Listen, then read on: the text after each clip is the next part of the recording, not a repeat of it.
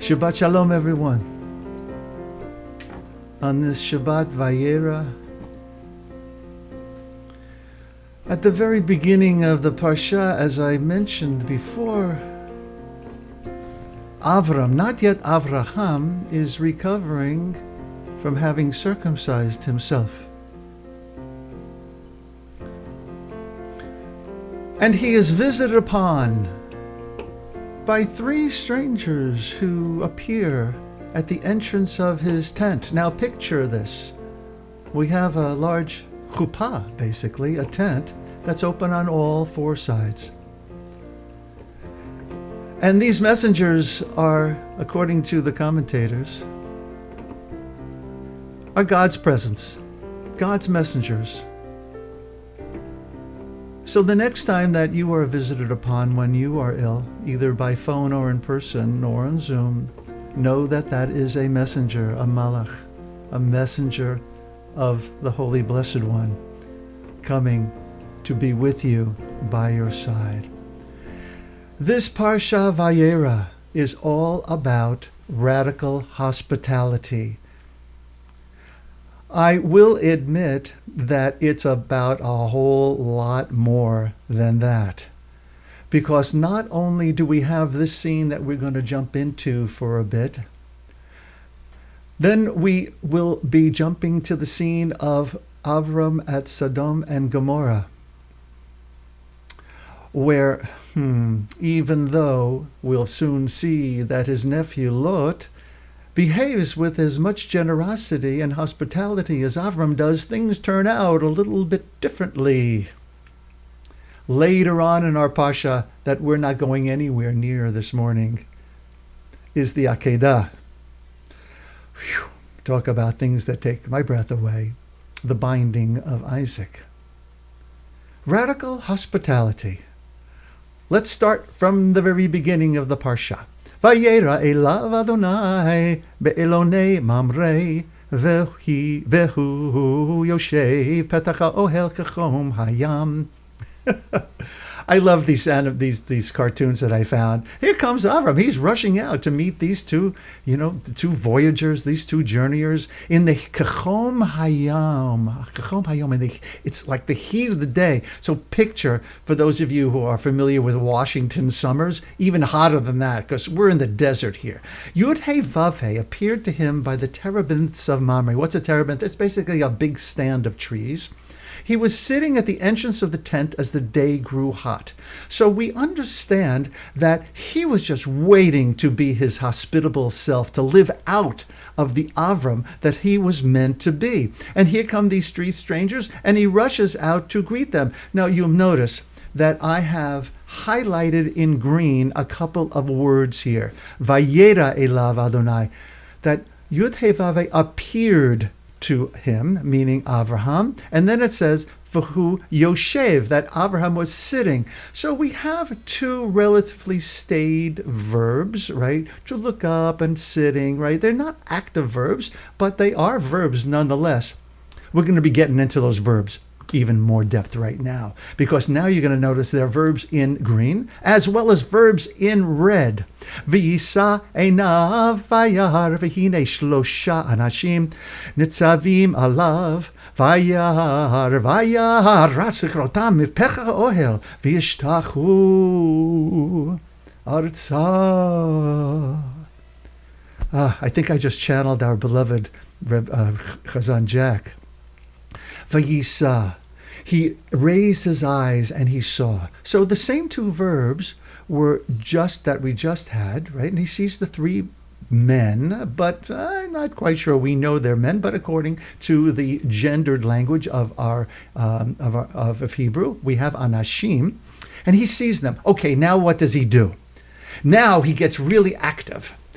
He saw them, vayaratz, and he ran to meet them from the tent door. Vayishtachu arza, and he bowed himself to the ground. He bows to the ground. Okay? If this is not radical hospitality, I'm not sure what is. As a matter of fact, every time I read this, I wonder what I would do if three people knocked on my door and presented themselves to me. Different day that we're living in, and in fact, something different is going to happen with Lot in a short while. Okay, Avraham, let's get going. V'yemaher Avraham ohela el Sarah. So he hastens, or he runs, maher, to maher. Sometimes in Hebrew we say maher, maher, maher, to the kids, like hurry up already. Already? Vayomer mahari. Vayomer mahari shlosha si'im kamachsolat. He says, he hastens into the tent. There's Sarah, and he says to her, make ready quickly, and not just to get it together and do these things, but do it fast, because we have company. 3 measures of fine meal, knead it, and make cakes. But if this wasn't all, he continues. V'el habakar rats. He runs to the herd, Avraham does. V'yikach ben bakar, and fetched or took a calf tender and good. Rach v'tov v'yitain el hanar, and he gave it to the young men. Notain, yitain. Right? Vayemaher, there's that word again. La'asot oto, and he hurried, maher, maher, maher, to prepare it. And that's a sweet little calf right there. Am I correct there, Renee? I don't know. Okay. In any case, welcome in Avraham's tent. This is our first example of the radical hospitality, haknasat orchim, as seen in orange on the right, and on the bottom, bikur cholim, where God's presence in the form of 3 angels, of 3 messengers, are visiting Avraham as he is healing from his surgery. So we have 2 mitzvot embedded very quickly in the beginning of this parsha. Dum, ba-dum, bum, bum. Rav Yehuda said in the name of Rav, I was premature with my singing. Gedolah haknasat orchim mihakabalat panei shechinah. That hospitality to wayfarers is greater than welcoming the presence of the Shekhinah. Right? So go take care of the people who are in need, and stop davening and stop navel gazing, and we go and we do what we need to do. And several things happen because of the visitation. Avram is healed from his pain, and Avram and Sarah receive good news. What's the news that Sarah laughs at when she hears? That she is going to give birth to a son in 9 months' time. Well, I guess if you're 90 years old, that would be pretty darn funny. But later in our episode of As the Torah Turns, and I do want to acknowledge that I did not make that up. I have to give a bow of the kippah, tip of the kippah, to Rabbi David Ingber, who many years ago started using that phrase. Okay, so we are going to now jump a little bit. Vayavo shnei hamalachim Sodoma ba'erev Lot yoshev b'sha'ar Sodom. Vayar Lot vayakam likrotam vayishtachu apayim arza. Notice the parallel story that we're now going to read. 2 messengers arrive in Sodom in the evening as Lot was sitting in the gate of Sodom. Avraham is sitting at the entrance of his tent. Lot is sitting at the gate of Sodom, very possibly to welcome strangers into his midst. Same verbs are used. Vayar Lot, he saw them. And then vayakam, he rose to greet them, and bowing low, vayishtachu, with his face to the ground. And Lot says to them, please, my lords, come to your servant's house, spend the night, and bathe your feet. Beautiful, no? Radical hospitality. The Torah is seeming to go out of its way to show that Avraham and Lot treated their guests in a similar fashion, but in the second story that we're on now, things took an ugly turn. Well, before we get to what I just posted for you, what happens? Lot invites the Malachim in He invites the men in and he feeds them. And he shows them radical hospitality. And as soon as they're done, they go out. And the machas from Sodom arrive.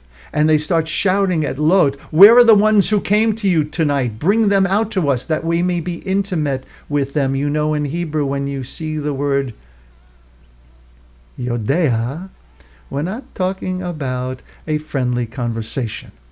We're talking about wanting to have sex or having sex when you know somebody in biblical terms. So these hooligans from Lot basically wanted to rape the people who were visiting with Lot. Bring them out to us that we may be intimate with them. And without going through the rest, and you really should read the Parsha, you know what happens at the end. Avraham argues in the generous way that he is. You know, Avraham is the height of chesed in our tradition, of kindness. And he pleads on behalf of the people of Sodom with God, starting with what number? 30, 20, 10. If there are this amount of people, 10 people who are righteous in Sodom, will you please spare them? But they cannot be found. And the rest, as you know, is Sodom and Gomorrah, the twin cities. It is the setting of the stories that determine their outcomes, Rabbi Jeff Goldwasser teaches. Avraham is in the desert with an open tent, and Lot is in a busy city surrounded by who knows what. Apparently there's much danger, and we know from the commentaries that there is a lack of kindness and a lack of generosity and an absence of love. If you live in the place where people are treated like dirt, it is virtually impossible to create warmth and welcome. Hospitality, Rabbi Jeff continues, is not created by individuals, it is created by communities. And we are very blessed together here that we have invited many of us, each other, into our homes, or certainly into our Zoom rooms, to be hospitable and to grow our friendships. I mean, looking around, Haiti is sitting next to D and Bina next to DDK. And here we are all together again. So my blessing for us all on this Shabbat day. Through the hospitality we show others, may our community and may our world be blessed. Be blessed with greater kindness, greater compassion, and greater love. Shabbat Shalom, everyone.